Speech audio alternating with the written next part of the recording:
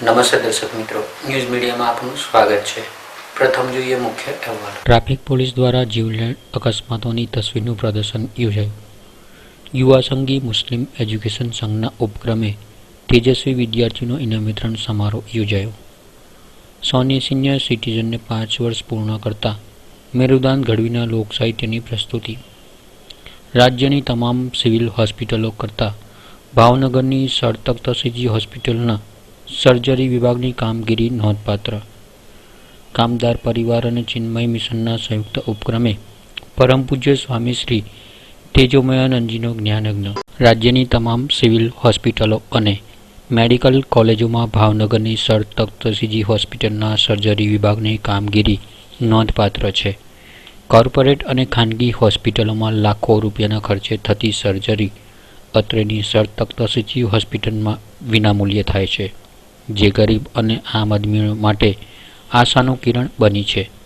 આત્મહત્યાના કિસ્સા માત્ર ભાવનગર જ નહીં, દેશભરમાં રોજિંદી ઘટના બની ચૂકી છે, જેમાં સૌથી ખતરનાક કિસ્સા એસિડ પીનારાઓના હોય છે.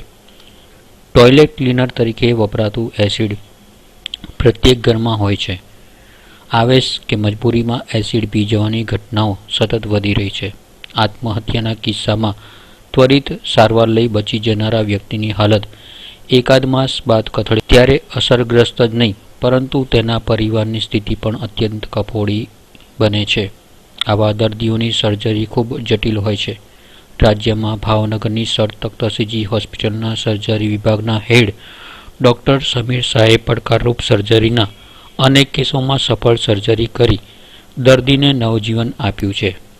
એસિડ પીનારા વ્યક્તિની સફળ સર્જરી સંદર્ભે ડૉક્ટર સમીર શાહે ન્યૂઝ મીડિયાને આપેલી ખાસ મુલાકાત અત્રે પ્રસ્તુત છે.